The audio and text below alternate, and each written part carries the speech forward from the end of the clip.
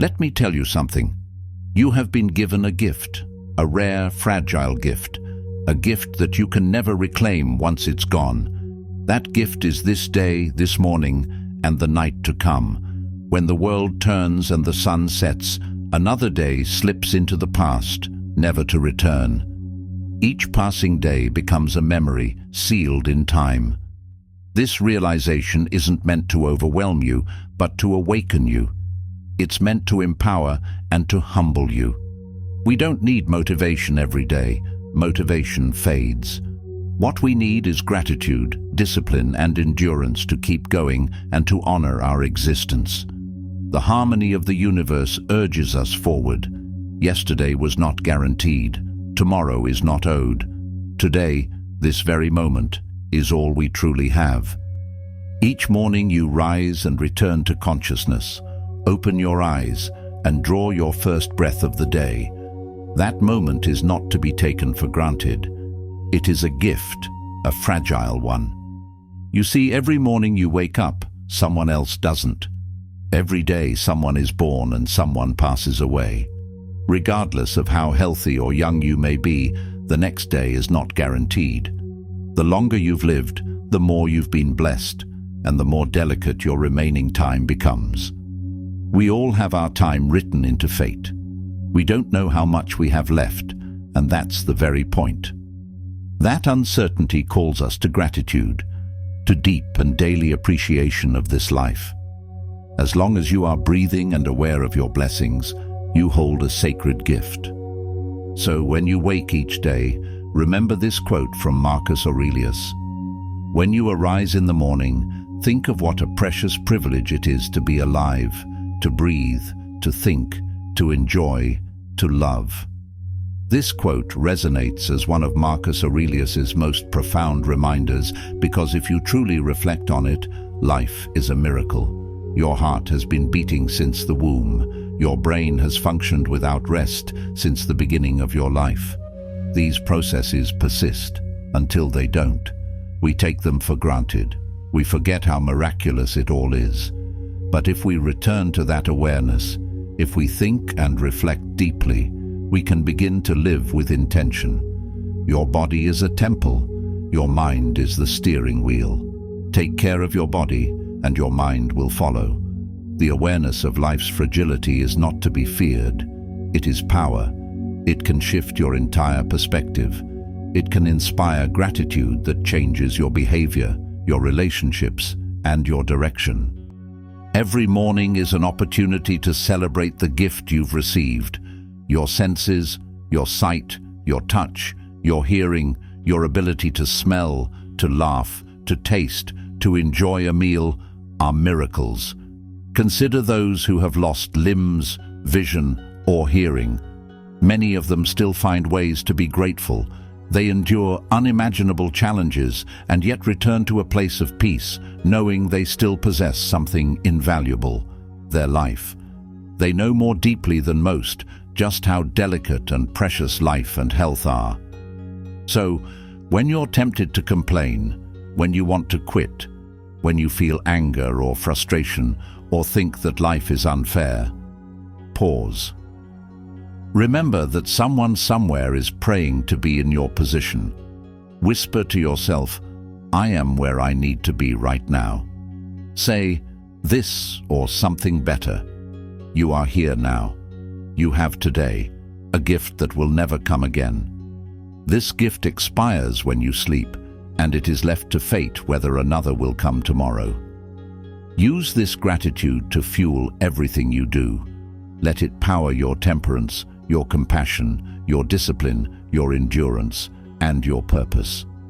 In the chapters to come, we'll build upon this truth, unlocking timeless Stoic wisdom to nourish the soul and sharpen the mind. Let us begin. Chapter 1. Begin with the end in mind. If today were your last, would you speak as you spoke yesterday? Would you hold resentment the way you do? Would you waste your time numbing yourself with distractions? The answer is probably no. To the Stoics, the awareness of death was not morbid. It was a teacher. Seneca wrote, Let us prepare our minds as if we'd come to the very end of life. Let us postpone nothing. Every day that we receive is a clean slate to live with integrity, courage, and character. The present is the only moment we can control and the only moment we can act. When you wake up, take a moment and ask yourself, if this were my last sunrise, what would I be proud of? What needs to change? What have I neglected that truly matters? What distractions have I allowed to steal my focus? This habit of self-examination is the foundation of Stoic living. It isn't an exercise in guilt or shame. It's an act of courage and clarity. The Stoics did not reflect to criticize themselves, but to refine themselves. Each morning is a clean slate, a chance to recenter your values and chart a deliberate course. Ask yourself, did I live yesterday in alignment with my principles? Did I honor the person I aspire to be? Did I speak truthfully, act with patience, live with purpose? This morning pause becomes a sacred ritual, a mirror held up to the soul. It is not about punishment. It is about precision, aligning your actions with your ideals. Over time, this reflection carves new grooves in your character. It teaches discipline, humility, and resilience. It reminds you that a well-lived day doesn't happen by chance. It is constructed, decision by decision. Self-examination is the cornerstone of the examined life. With it, you become not only more self-aware, but more self-directed, which is the essence of Stoic power. Each morning, take 2 minutes to reflect. Ask yourself, what if today is all I have? This thought anchors you to the present. It strengthens your will to live with purpose. It brings your focus to what matters, your character, your choices, your inner peace. Chapter 2. Win the morning, win the day. The first hour of your morning is your most sacred hour. It is the moment when your mind is most open, most receptive, and most unshaped by the noise of the world. This hour sets the stage. It determines the quality of your attention, the tone of your thoughts, and the direction of your day. As Epictetus wisely said, first say to yourself what you would be, and then do what you have to do. That is the path to a life of design, not default. This is why routines matter, not for perfection, but for direction. Routines anchor you. They bring consistency where life can often be turbulent. The Stoics believed in structure, not as constraint, but as liberation. When you start your day with your thoughts oriented around reason and virtue, you gain clarity. That clarity becomes your compass, guiding you through challenges with steadiness instead of panic. So resist the modern poison of immediacy, the urge to reach for your phone the moment your eyes open, to scroll through the noise, to consume what others have thought before you've had a moment to think for yourself.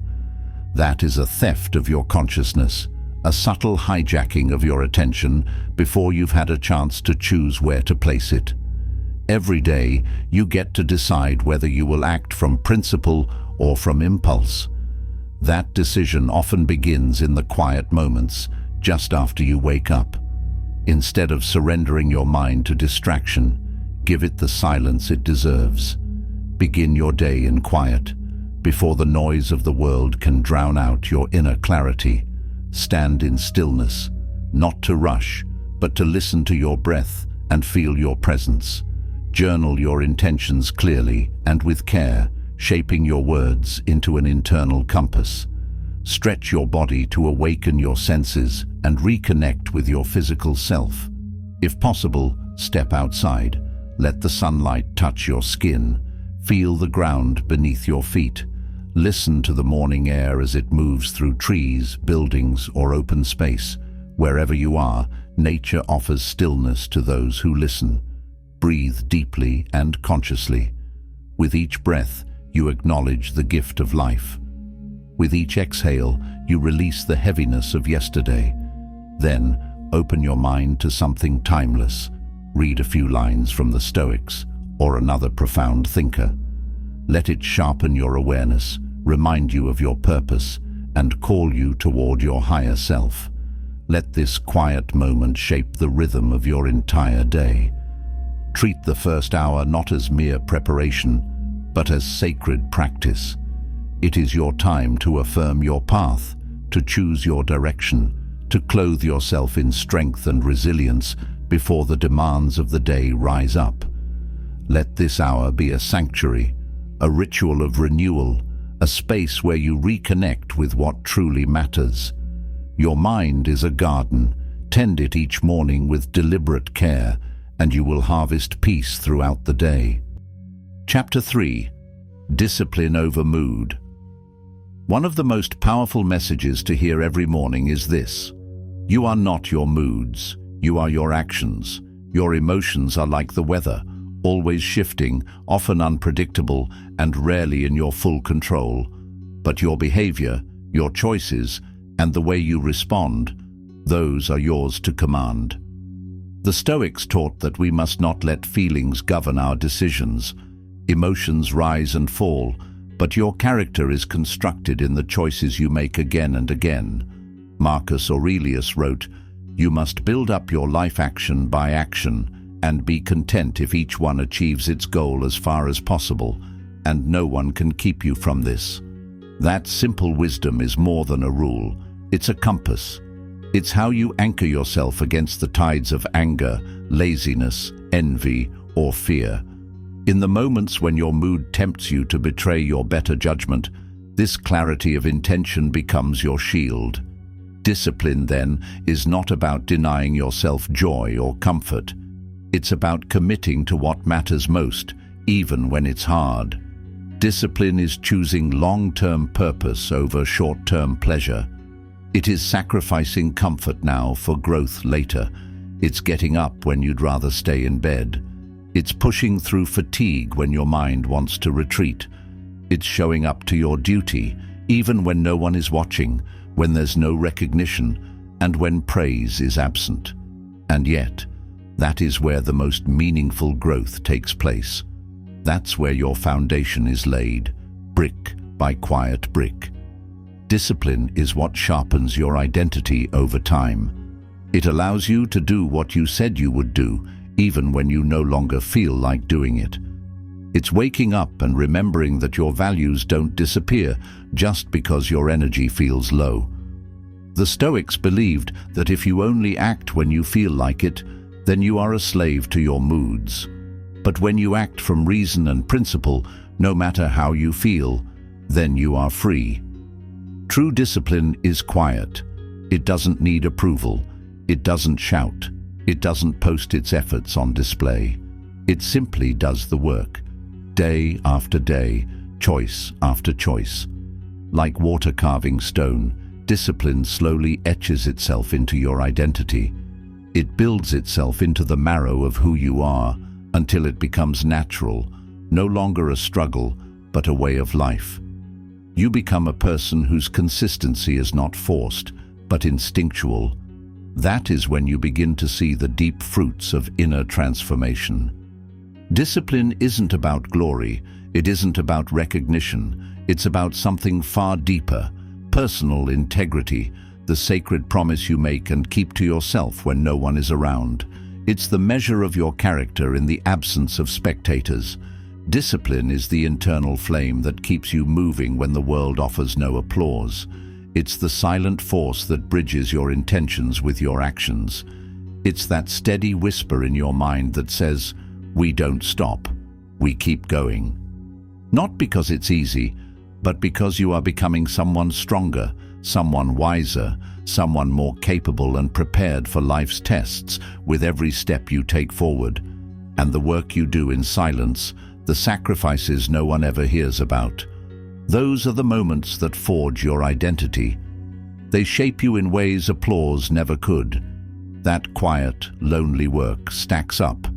It compounds over time, not only into outward success, but into a deeply rooted, resilient version of yourself. Into someone who doesn't have to speak loudly to be respected. Into someone who carries quiet confidence, because you know what you've endured and you know what you've built. Discipline turns ordinary routines into sacred rituals. It turns early mornings into a statement of your values. It turns small acts into declarations of strength and commitment. Over time, these actions become a kind of prayer, a way of honoring your future self, a way of revering your values. You're no longer just doing a task. You're practicing devotion to your highest potential. You're creating momentum that will carry you through hard days, because the habit has become part of your identity. So each morning, when you feel the tug of excuses creeping in, when your mind looks for an escape, when the warm comfort of the bed pleads with you to stay, pause, just for a breath. Ground yourself in that moment. Stand still in your awareness and feel the weight of your decision. That moment, small as it may seem, is a battlefield, and what you do with it shapes your destiny. In that pause, you are presented with a choice: to drift back into comfort or to rise into your purpose, to fall into habit or to forge a new path. The Stoics taught that the quality of our lives is determined not by what happens to us, but by how we respond. And this is where the power of response is born. You are not your fleeting emotions. You are not your cravings. You are not the voice of doubt or laziness whispering false narratives into your mind. You are the awareness behind it all. You are the hand that guides the wheel. This stillness, this decision, is not about denying how you feel. It's about choosing something higher, choosing discipline when ease is tempting, choosing virtue when vice offers shortcuts, choosing to keep promises to yourself even when the world sleeps and no one is watching. In that single breath, that sacred pause between impulse and action, greatness is planted. It's the seed of identity, the place where intention becomes reality. That instant of clarity is the fulcrum upon which your destiny balances, and from it you gain the leverage to redirect your entire path. When you stop yourself just long enough to choose reason over reaction, to act with alignment instead of habit, you are sowing the roots of true transformation. This pause isn't a delay. It's a deliberate return to your highest self. It's a brief sanctuary in time where you remember who you are and what you stand for. You are not merely reacting to life. You are sculpting yourself with each disciplined decision. In that space, you quiet the noise of emotion and hear the whisper of virtue. You create a powerful break in the momentum of mediocrity and turn it toward greatness. In that space, you begin to write the story of who you are destined to become, not once, but every single day, one choice at a time, one courageous action at a time. Each decision in alignment with your values becomes a stroke on the canvas of your character. That's how greatness is not only born, but nurtured, shaped, tested and sustained across the days, the trials and the years. Start your day with a small but deliberate act of discipline. Make your bed, take a cold shower, exercise your body. Listen to one of our Stoic videos as you complete these tasks. Prove to yourself that you command yourself. Then carry that strength into the rest of your day. Chapter 4. Control what you can, accept what you can't. The dichotomy of control is at the heart of Stoic philosophy. Epictetus opened his manual, the Enchiridion, with this core truth. Some things are up to us, and some things are not. Every day, this single idea can act as a shield to your mind and a compass to your actions. Most suffering arises not from what actually happens to us, but from our resistance to what we cannot change. When we rage against circumstances outside our control, we give away our peace. When you wake up, you may not control what happens today. You can't control the weather, the traffic, what others say or do, or the unexpected events that arrive without warning. You can't control other people's moods, the flow of the economy, or the unpredictability of circumstances that shape the world around you. But what you can control is far more powerful. Your effort, your mindset, your attention, and your responses. You have the power to decide whether you meet the day with resolve or resentment, whether you choose to embody virtue or surrender to vice, whether you allow setbacks to define your spirit or refine your soul into something stronger.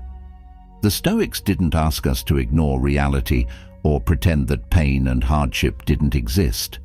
They asked us to be brave enough to face reality with wisdom and self-control, to rise above the uncontrollable by becoming excellent in what we can control: our character, our attitude, our response. Don't waste precious energy trying to bend reality to fit your desires. Instead, learn to align your desires with reality. Accept the truth of the moment as it stands, and then choose how to respond to it with clarity and intention. Don't try to bend the world to your will.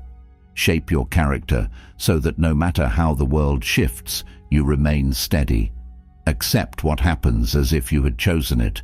That does not mean you enjoy every misfortune or welcome every difficulty with a smile. It means that you don't resist what already is. You say, "Here it is. Now who will I be in response to it?" This is not passivity. It is a deep form of strength. It is empowerment. It's a courageous embrace of reality that enables progress rather than paralysis. It's the kind of radical acceptance that clears the fog of frustration and opens the path to clear-headed action. Train your mind to say, "This too is for me." Let that phrase become your internal compass, guiding you back to a place of purpose every time you're shaken. Whether it's a delay, a failure, a betrayal, or a painful loss, say, "This too is for me." It may be a lesson in disguise. It may be strength waiting to be uncovered. This mindset turns every obstacle into fuel, every challenge into training, every painful moment into a sharpening stone for your spirit. It is how we become unbreakable, not by avoiding struggle, but by using it to become more. Write down 3 things outside of your control today. Let them go. Then write down 3 things within your control. Focus on them completely. This ritual will sharpen your awareness and protect your peace. Chapter 5. Be grateful even for the struggle. Gratitude is not only for the good things, it is also for the challenges. The Stoics believed that hardship reveals character. "Difficulties show a man to himself," said Epictetus. "When you face resistance, it is not a curse, but a mirror. You see who you really are. You discover the parts of yourself that comfort and ease will never reveal. Your grit, your patience, your courage, your values under pressure. These moments are not the exception to life. They are the very terrain on which our true selves are forged. Every morning, be thankful for life, not only for the comforts you enjoy, but for the discomforts that push you to grow. The easy moments nourish the body, but it is the hard moments that nourish the soul. If your path is hard, if you're walking uphill, it likely means you're ascending. Each challenge you face is the universe asking you, are you ready to rise? Growth is uncomfortable by nature. It stretches us beyond our familiar limits. Just as muscles only grow under tension, so too does the soul.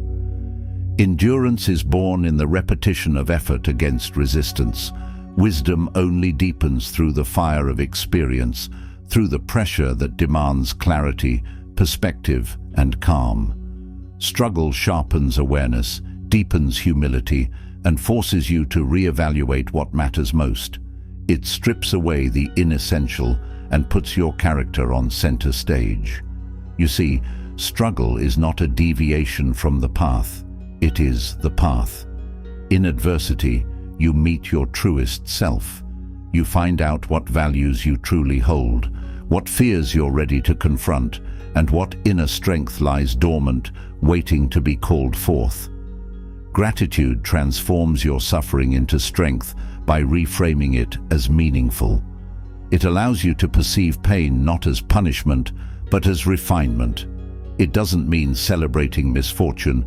It means understanding that you can use misfortune to sculpt yourself into something greater. When you begin to see every obstacle as a stepping stone rather than a wall, you step into a new kind of power. You begin to say, "Thank you for this test. I will rise through it." Not because it is easy, but because you see what it offers: growth, wisdom, fortitude. This is how you build resilience. This is how you become unshakable, not by avoiding the storm, but by walking into it with clarity and intention. You are not brittle, not fragile like glass waiting to crack under pressure. You are bendable like iron that is forged in fire, molded by heat and pressure into something unbreakable. With each challenge, you either crack or become more durable. With each test, you either retreat or become more refined. Gratitude is not naive. It is brave, deeply, fiercely brave. It is the soul's defiance in the face of suffering.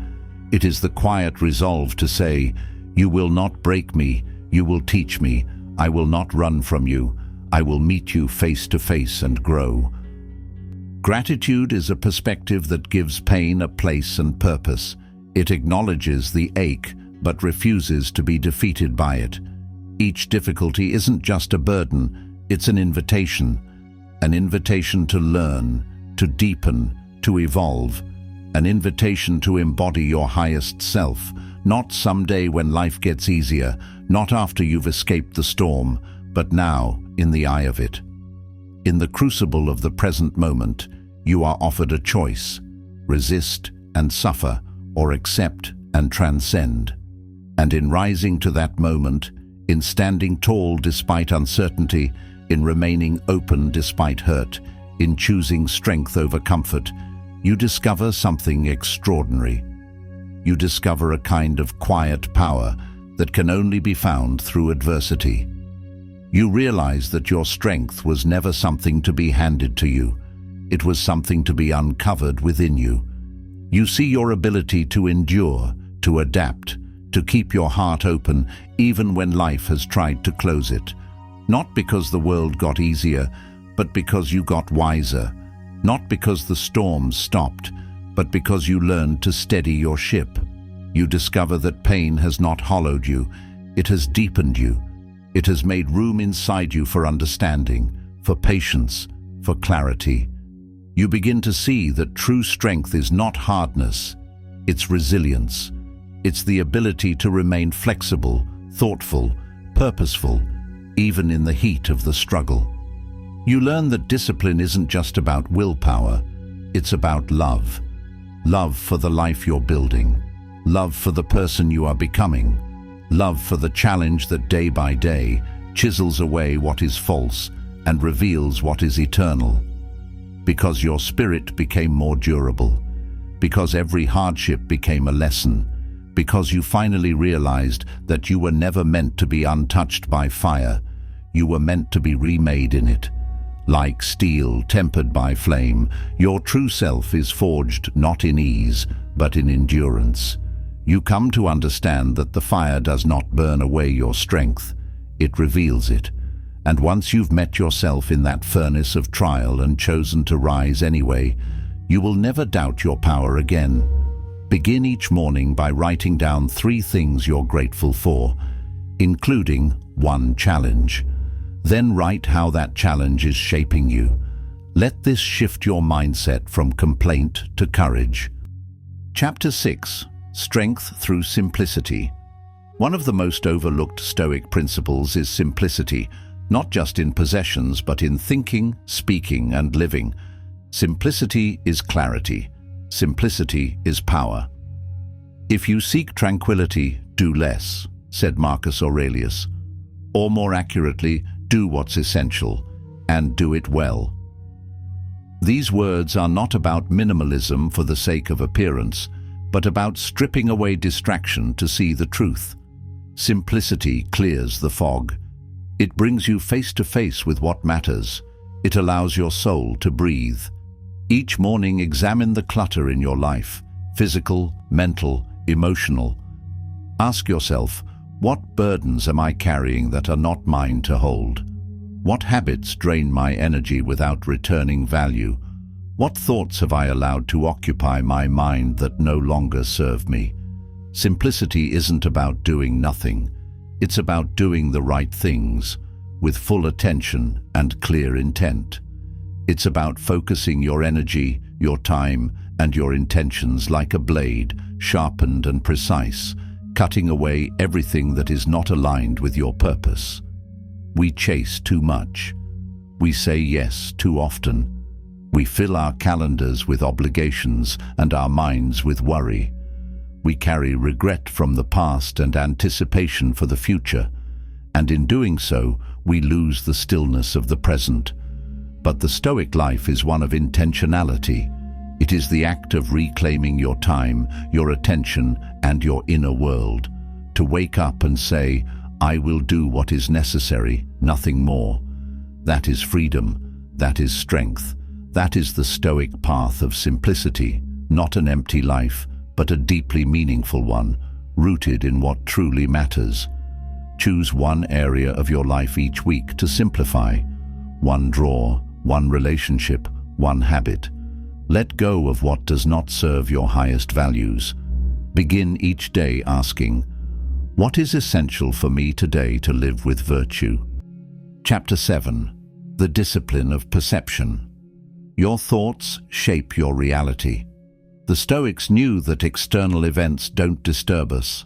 Our interpretation of them does. Marcus Aurelius reminded himself daily, "You have power over your mind, not outside events. Realize this, and you will find strength." It's not the things themselves that hurt us, it's our judgment of them. Events are just events. What we tell ourselves about those events is where suffering or serenity begins. How we perceive a situation determines our inner response. Is traffic an annoyance or a chance to practice patience? Is failure a defeat or a lesson in disguise? Is rejection humiliation or a redirection towards something better? This reframing is not denial, it's wisdom. It's the mature understanding that perception is a filter, and we have the power to refine it. Choosing your perspective is one of the highest forms of self-governance. It's a commitment to respond with reason instead of impulse, with strength instead of reactivity. When you wake up, remember that you will face inconveniences, surprises, resistance. It's not a question of if, but when. Life is unpredictable by nature. The unexpected is not the exception, it is the norm. Prepare your mind not with fear, but with readiness. Anticipate challenges not as obstacles, but as companions on the path of growth. Train your thoughts not to brace in panic, but to open in curiosity, to meet life with a steady gaze and an open hand. It's not about controlling the day, but about preparing to meet it with virtue. When life throws something unexpected at you, a rude person, a delay, a mistake, a loss, ask, how can this make me better? Let that question be your training mantra. Every moment is raw material. Will you turn it into resentment, or will you forge it into strength? This is the Stoic way, not to suppress emotion, but to elevate our response through awareness. To know what you are feeling and still choose to act in accordance with reason and purpose. Not to become cold, but to remain composed. Not to avoid pain, but to build resilience within it, to carry your principles into discomfort. Perception is the battlefield, and mastery begins with how you choose to see. It's the first fight you encounter every day, and it's often the most decisive. Your perspective will determine how you interpret not only your struggles, but your opportunities, your relationships, and even your identity. Every situation, no matter how difficult or mundane, holds the possibility of insight if seen through the right lens. If you can reframe the world through the lens of growth, gratitude, and virtue, you'll begin to rewrite your reality from the inside out. You'll find yourself stronger than the chaos around you. You'll become the kind of person who doesn't crumble under stress, but becomes more composed through it. You'll recognize that your emotions are not commands. They're signals to observe, not orders to obey. The more you choose clarity over confusion, purpose over panic, perspective over reactivity, the more you transform your perception into a tool of freedom. You'll be the calm in the storm, the eye in the hurricane, not immune to hardship, but immune to helplessness, not untouched by the world, but undisturbed by it. You'll walk through the noise with a still center, and that stillness will be your strength, a strength that others will notice and that you will learn to trust within yourself. Each morning, visualize one challenge you might face. Decide in advance how your ideal self would respond. Then, when the moment comes, act from your training, not your instinct. Chapter 8. The Compass of Virtue. Virtue is the North Star of Stoicism. Everything else, wealth, reputation, pleasure, is secondary. These things may come and go and often lie outside our control, but virtue is always within our grasp. Epictetus was clear. There is only one way to happiness, and that is to cease worrying about things which are beyond the power of our will. In placing virtue at the center of life, the Stoics weren't calling us to become saints or philosophers in robes. They were reminding us to live with integrity in the ordinary moments of our day. Every morning, ask yourself, what kind of person do I want to be today? Not what you want to get or what you want to avoid, but what kind of character you want to live out. Who do you become in the face of frustration, of success, of challenge, of joy? Integrity, courage, justice, wisdom. These are not abstract ideals reserved for dramatic moments. They are daily decisions. They are how you treat a stranger, how you carry yourself when no one is looking, how you honor your word even when it's inconvenient. Virtue is not a destination, it's a practice. The Stoics believed that happiness is not a feeling, but a result of living in alignment with your values. Real happiness, they taught, is not found in emotional highs or in the pursuit of pleasure, but in living a life of integrity. It's not about chasing a fleeting high, it's about standing tall with a clean conscience, about knowing that your actions are aligned with your highest principles, even when no one else sees. The Stoic knows that peace isn't the absence of adversity, it's the presence of virtue amid it. It's not about feeling good, but about being good. It's about being someone whose actions you can respect, someone you would trust if you were a stranger watching yourself from the outside. That level of self-respect isn't built in grand gestures. It's cultivated in the quiet moments when you choose to do what's right, even when it's hard, even when it's invisible. And from that goodness, a deeper joy emerges, not loud or ecstatic, but still and unshakable. A joy that isn't swept away when fortune turns or when circumstances shift. It's the kind of joy that hums beneath the surface of your life, giving it meaning and weight. This kind of happiness is built, not granted. It's not a prize handed to you by luck. It's earned through consistent, courageous choice, through waking up each day and deciding to live with clarity, with honor, with purpose. It's forged through self-discipline, in moments of sacrifice, in times when your better nature wins the battle over your impulses. That's the groundwork of a resilient soul. If you are living with virtue, you are succeeding, no matter your circumstances, because you are no longer at the mercy of external things.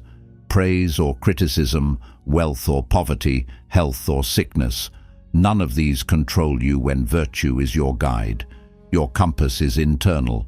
Your direction comes not from the winds of fate, but from the stillness of inner principle.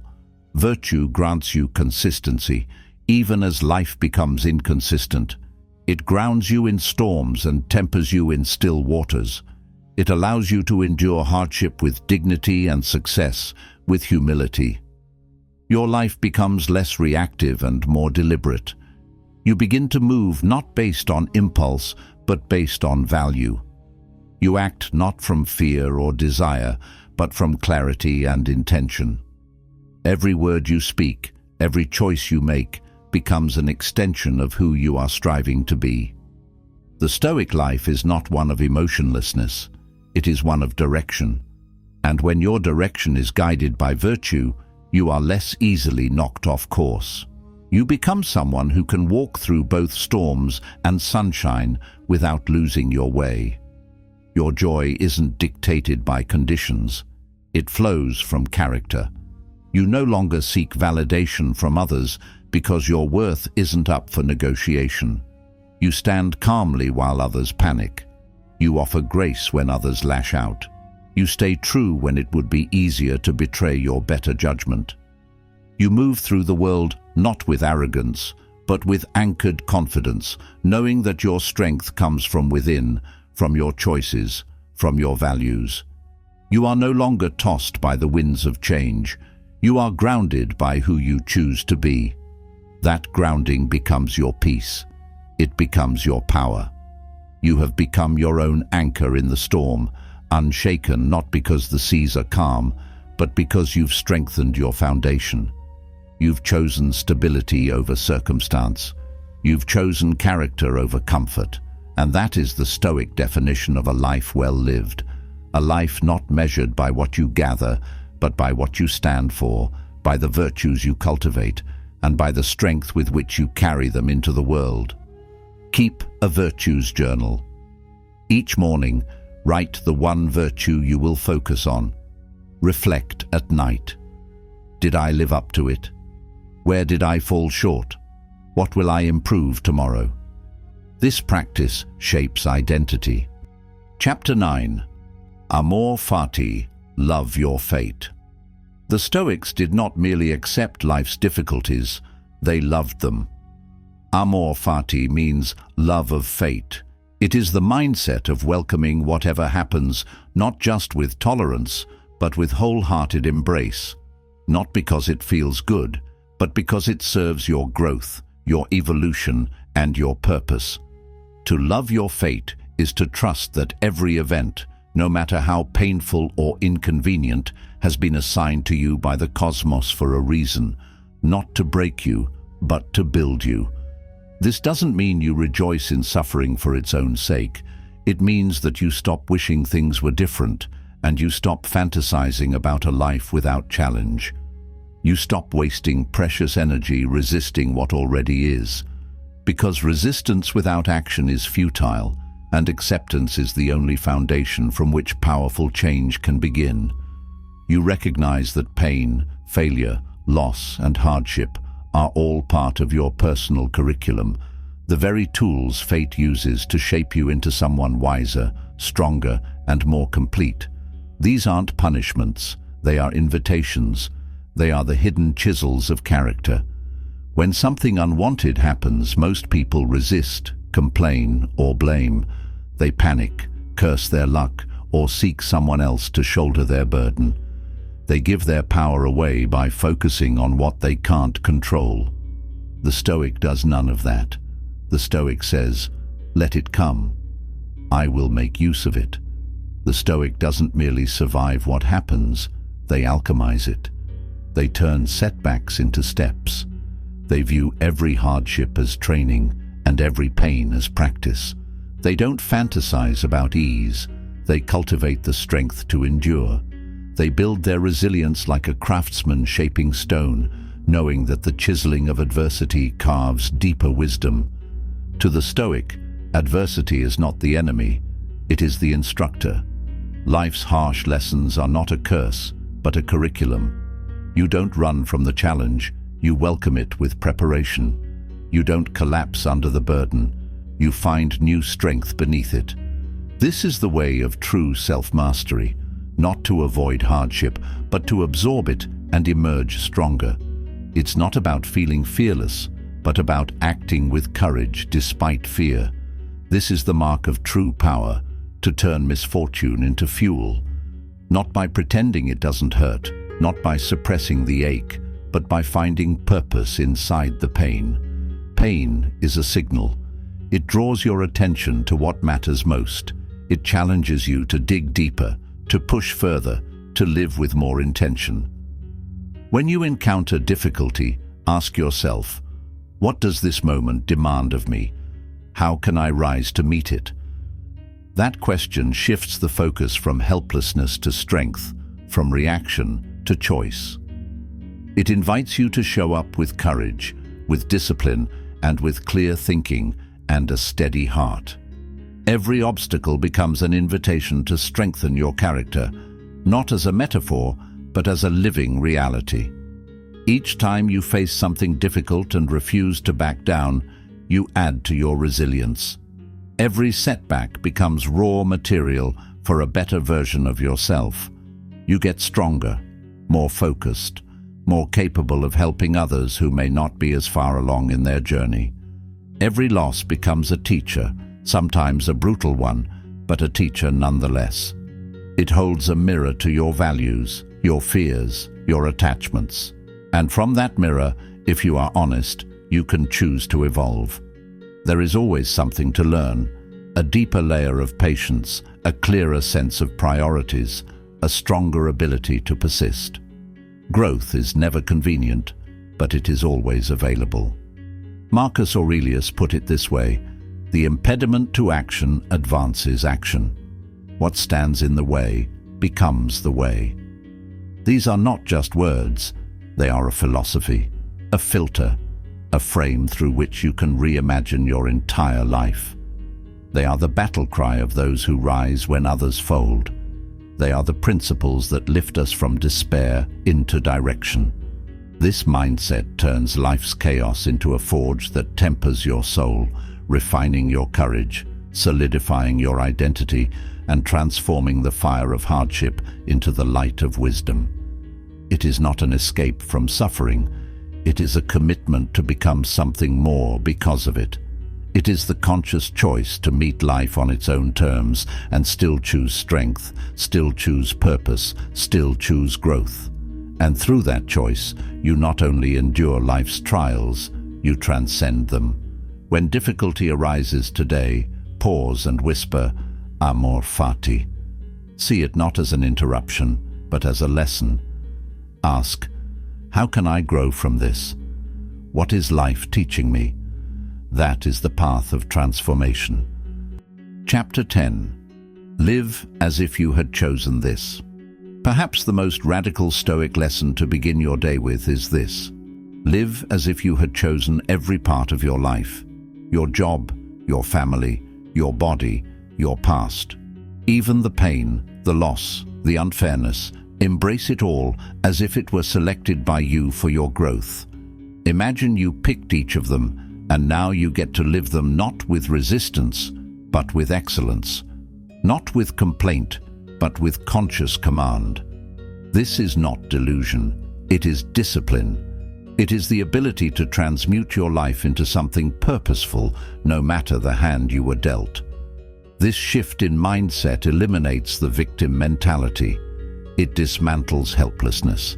It calls forth ownership, radical personal ownership of your time, your energy, your attention, and your reactions. It calls you back into your own authority.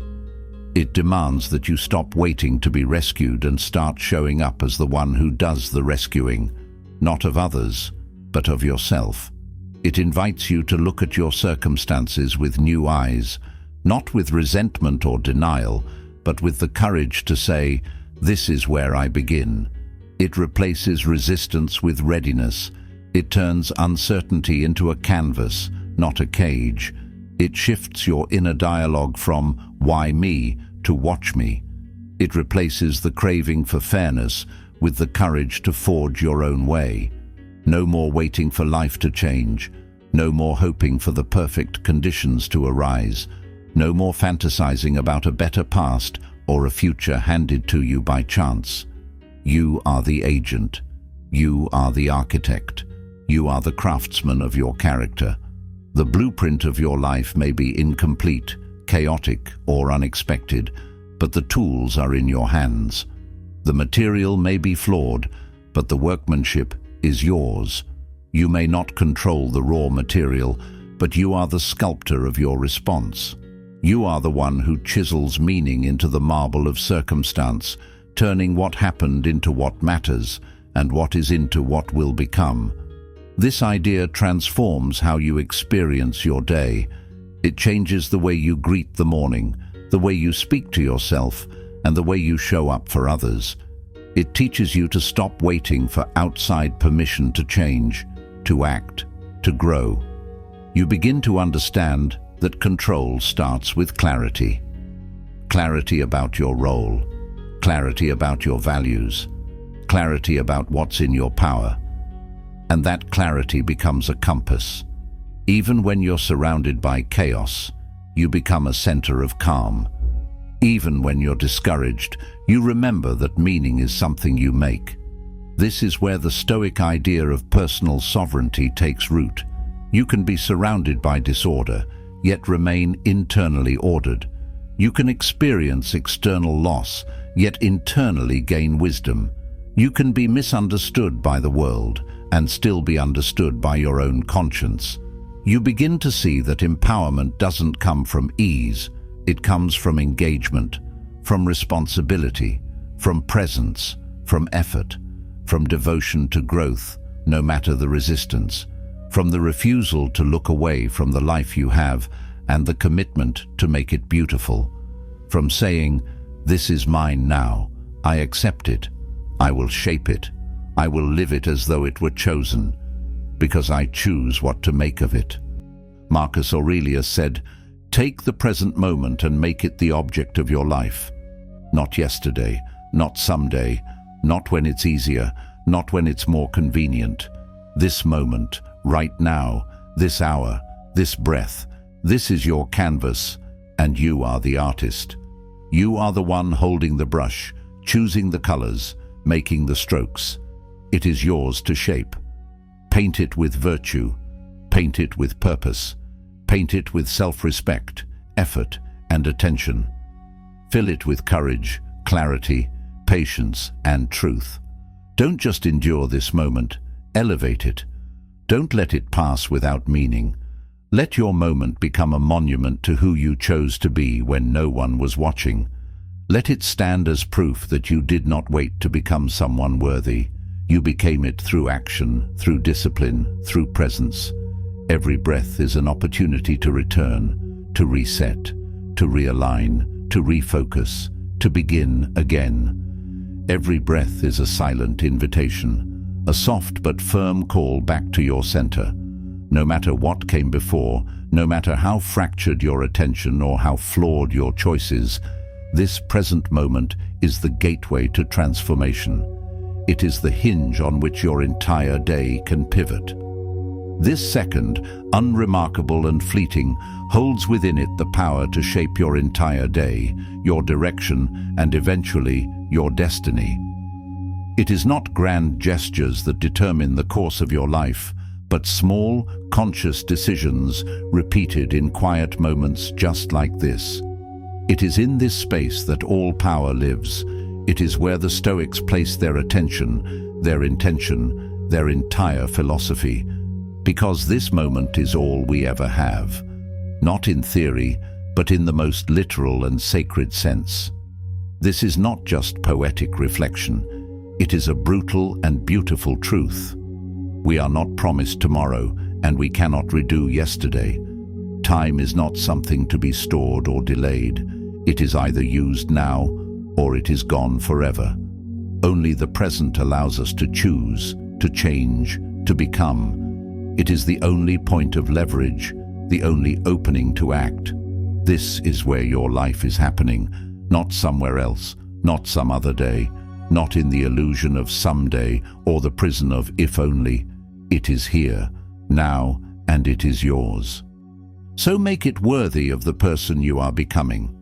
Speak and act as if every word and step is part of the architecture of your future self, because it is.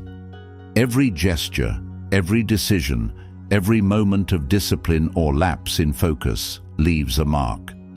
Make it a testament to the life you choose to live, not the life you waited for, not the life you blamed others for withholding. Choose to show up fully. Don't just visit your life, inhabit it. Choose to honor the breath in your lungs and the strength in your soul. Choose to act in accordance with who you most want to be, the highest version of you, not the most convenient. The one who leads with integrity, who builds in silence, who suffers well and speaks gently. The one you would admire if you met them. And in doing so, you will find something far more powerful than control. You will find meaning, deep, anchoring, purpose-giving meaning. And in meaning, you will find peace. The kind of peace that doesn't depend on outcomes, applause, or guarantees. And in that peace, you will find the freedom to act, to grow, to evolve, to endure, to serve, to lead, and to rise. Not just once, but again and again, each time life knocks you down. Because this moment doesn't just hold the power to begin, it holds the power to begin again, and again, and again, until that beginning becomes a way of life. Each morning say aloud, "Today I will live as if I had chosen everything in my life." Watch how your energy changes. Watch how your sense of control and joy increase. The world shifts when you do. You don't need a perfect life. You don't need an easy day. You need clarity. You need intention. You need the wisdom to live your morning with reverence and strength. The Stoics were not superhuman. They were human, like you, but they chose to live with purpose. Let your mornings be sacred. Let them be a space of preparation and alignment. Let them be your ritual of remembrance, that life is short but beautiful, that today is not owed but gifted, that virtue is the highest good. So wake up and remember, you are alive, you are breathing, you have work to do, noble work, you have people to serve, you have a soul to grow. Honor the gift, honor the morning, live today as a Stoic. At dawn, when you have trouble getting out of bed, tell yourself, I have to go to work as a human being. Marcus Aurelius.